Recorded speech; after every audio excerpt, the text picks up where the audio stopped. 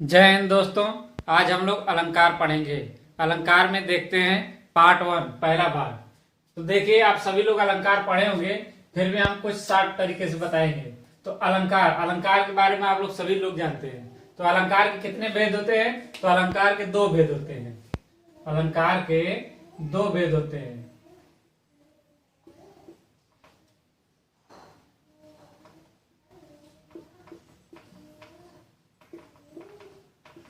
दो भेद होते हैं।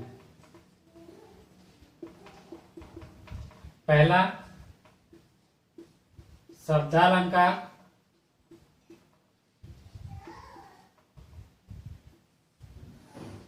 दूसरा अर्थालंकार।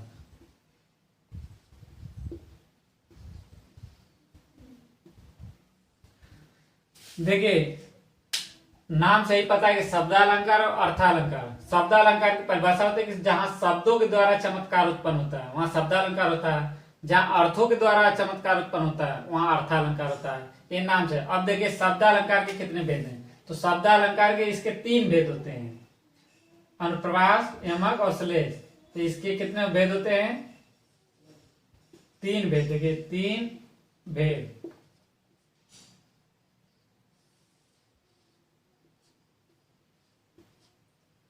देखिए, पहला क्या होता है? अनुप्रास अलंकार।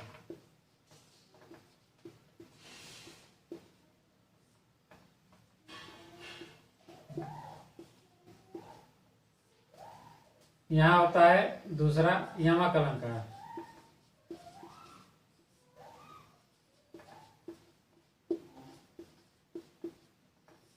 तीसरा होता है हमारा श्लेष अलंकार।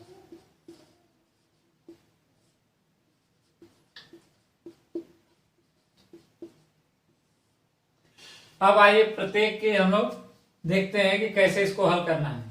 तो जो उदाहरण पूछता है उसके अनुसार अगर हमें हल करना हो तो क्या? तो पहले अनुप्रास अलंकार देखते हैं। पहले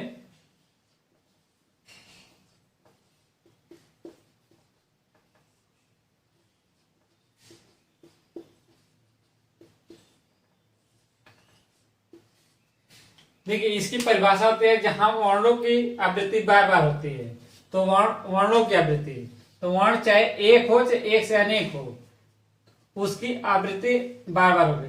देखिए, वर्ण क्या होता है? केवल एक, ये जो होता है एक तो यही हमारा वर्ण होता है। जैसे ये कुछ भी है तो हमारा एक ये जो है वर्ण हो गया। और शब्द क्या होता है कि ये मिलकर शब्द बने होते, चाहे ये कार हो गया, यम हो गया, ये यमक हो गया, तो ये शब्द हो गए। तो ये हमारा शब्द नहीं। अनुप्रास में वर्णों की आवृत्ति बार होती है। एक हो, एक, या एक से अधिक वर्णों की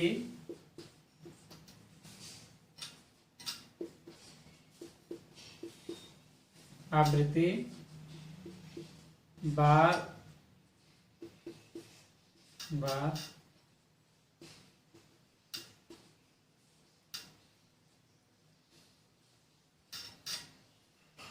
देखिए, जहां पे एक या एक से अधिक वर्णों की आवृत्ति बार बार होती है वहां अनुप्रास अलंकार होता है। जहां वर्ण बार बार आ रहे, कोई भी शब्द है, कोई भी दोहा है आपके पास लिखा है, उसमें किसी एक वर्ण की बार बार आवृत्ति हो रही है, चाहे वो एक ही में दो हो। जैसे मान लीजिए कि यह तो यह की आवृत्ति बार बार हो रही है और उसी में क की आवृत्ति बार बार हो रही है। तो एक या एक से अधिक वर्ण हो लेकिन उसका आवृत्ति बार बार हो, एक से अधिक। जैसे दो, एक से अधिक बार हो या बार बार हो, जैसे कि 2 बार, 3 बार, 4 बार, कितनी बार आया, तो वहां अनुप्रास अलंकार होता है। आइए इसको उदाहरण द्वारा देखते हैं। देखिए, पहला उदाहरण, छोरटी है या गोरटी या चोरटी अहीर की। इसमें देखिए किस वर्ण की आवृत्ति हुई है? तो इसमें ट वर्ण की आवृत्ति बार बार हुई है। इससे इसमें चमत्कार उत्पन्न हो रहा है। अगर ट हटा दिया जाए तो छोर, गोर, चोर, इससे कुछ नहीं। छोरटी है, गोरटी या चोरटी अहीर की। उसी तरह दूसरा उदाहरण में देखिए, संसार की समर स्थली में धीरता धारण करो। तो देखिए, मैंने बताया था कि एक वर्ण या एक से अधिक वर्ण की आवृत्ति बार बार हो। तो इसमें देखिए स और ध एक से अधिक बार आया है, तो इसमें स और ध वर्ण की आवृत्ति हुई है। इसमें देखिए किसकी हुई है, ट वर्ण की आवृत्ति, ट वर्ण की आवृत्ति से चमत्कार हो रहा। इसमें स व ध वर्ण की आवृत्ति हुई है। इसमें स व ध वर्ण की आवृत्ति है। तो इससे ये कौन सा हो गया, अनुप्रास अलंकार। आइए दूसरा देखते हैं यमक अलंकार।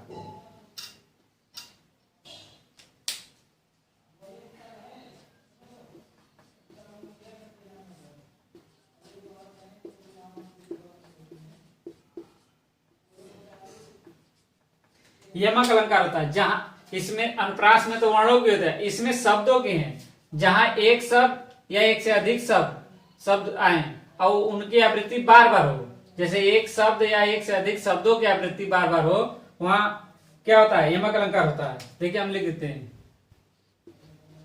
एक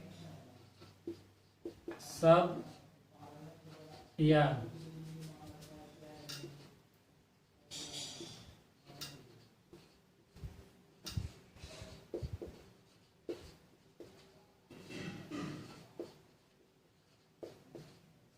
शब्दों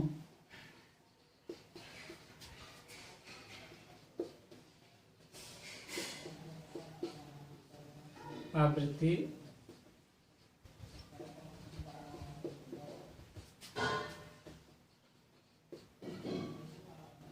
व उनका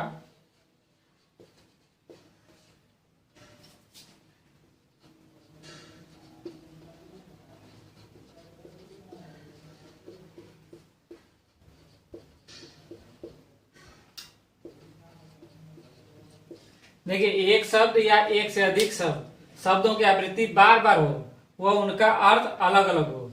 अगर शब्द जो बार बार आए उनका प्रत्येक बार अर्थ जो हो अलग हो, तो एक अधिक बार, 2 बार आए, 3 बार आए, जितनी बार आए जो शब्द है उसका 2 या 2 से अधिक, जैसे कि कनक कनक हो गया तो 2 बार आया। उसी तरह अगर कहीं शब्द में बीच बीच में आया, 1 से अधिक बार आया, तो वहां पे क्या है, परिभाषाओं में अगर बुकों में देखें दिया है कि 2 या 2 से अधिक बार, तो 2 से अधिक बार कभी कभी एक ही शब्द दे देता है और उसका अर्थ अलग होता है, या उसके पक्ष में शब्द का राय अलग अलग हो जाता है, तो वहां यमक अलंकार होता है। आइए उदाहरण के द्वारा देखते हैं।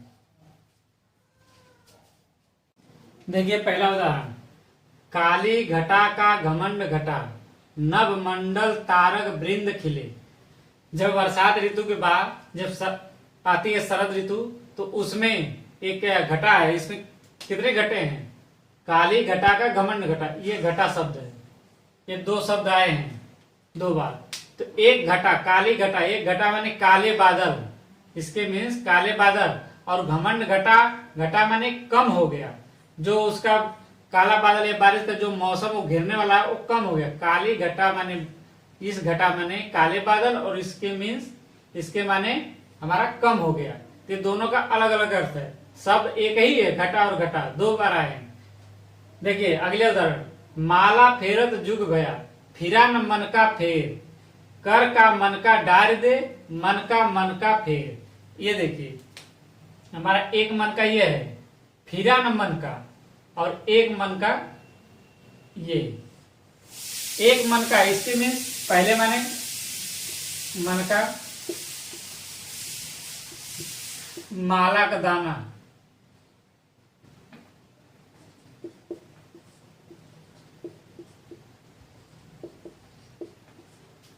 माला फेरत जुग गया, माला फेरते हुए कई बरस बीत गए, फिरा न मन का, जो मन का माला का दाना है ये अभी नहीं फिरा, इसको हम नहीं बदले, वही माला है। कर का मन का डार दे, मन का हो, अपने जो मन का है, अपने मन का हो, यानी हृदय का हो। तो एक मन का माने हृदय होता है।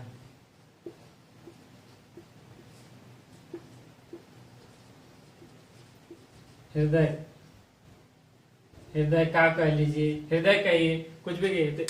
तो इसमें अगला कई उदाहरण है, जैसे कनक कनक ते 100 गुनी मादकता अधिकार, वाह खाए बौरा जगिया पाए बौरा, तो उसमें कनक 2 बार आते हैं, तो उस कनक में सोना होता है। तो इस तरह कई उदाहरण है। तो आइए हम लोग श्लेष अलंकार देखते हैं। अगला तीसरा नंबर, जो शब्दालंकार के 3 भेद हैं उसमें से ये तीसरा हमारा कौन सा है? श्लेष अलंकार।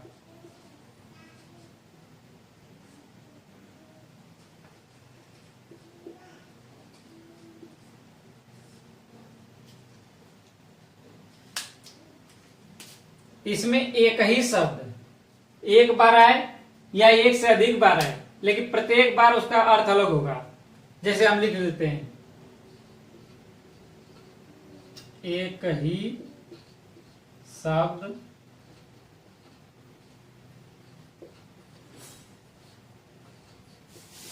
एक बार आए या एक से अधिक बार, एक ही शब्द इसमें आएगा। एक बार आएगा चाहे एक से अधिक बार आएगा, 2 बार 3 बार 4 बार, एक ही शब्द होगा। उसमें दो, जैसे इसमें है कि मन का आया है, तो उसमें भी एक ही शब्द आएगा। तो उसमें एक से अधिक बार आएगा चाहे एक बार आएगा। इसमें तो 2 बार आते हैं एक ही शब्द, लेकिन इसमें एक से अधिक बार आएगा। एक से अधिक बार एक ही शब्द एक बार आए या एक से अधिक बार आए, लेकिन प्रत्येक बार उसका अर्थ अलग होगा। बार आए, अधिक बार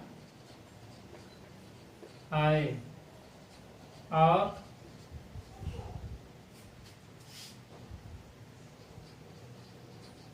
प्रत्येक बार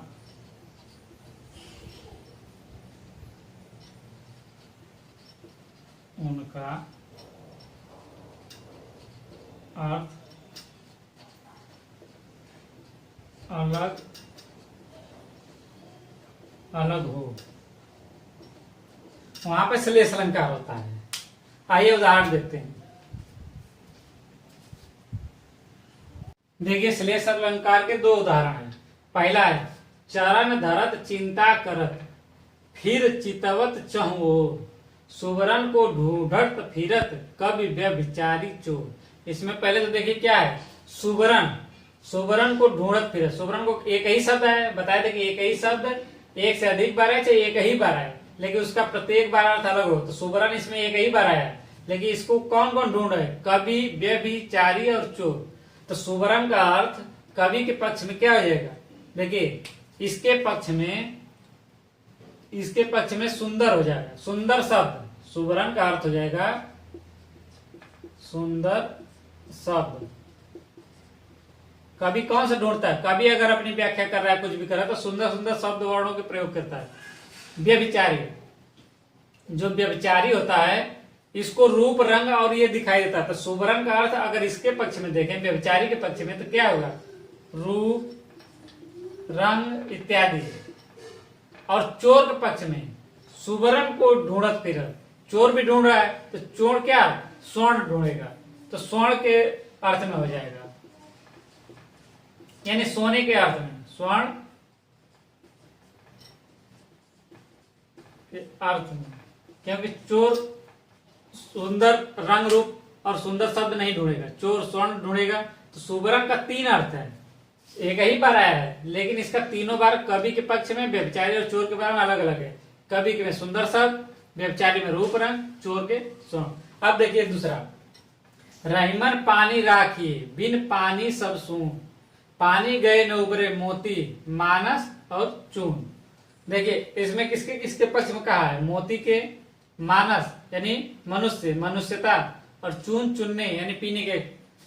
तो इसमें पानी क्या है? पानी एक ही शब्द आया लेकिन कई बार है। इसमें एक शब्द एक बार है, इसमें पानी कई बार आया। देखिए पानी 1 बार, 2 बार, 3 बार आया है, लेकिन इसका प्रत्येक बार प्रत्येक के अर्थ में क्या हो जाएगा? एक शब्द चाहे एक बार आए चाहे अधिक बार, अलग अलग। देखिए पानी का अर्थ मोती के पक्ष में क्या होगा? चमक हो जाएगी। इसके पक्ष में क्या हो जाएगा पानी का? देखिए पानी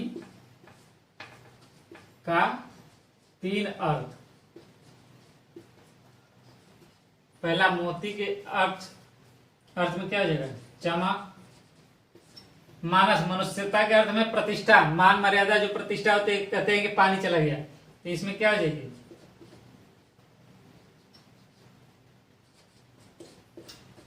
प्रतिष्ठा।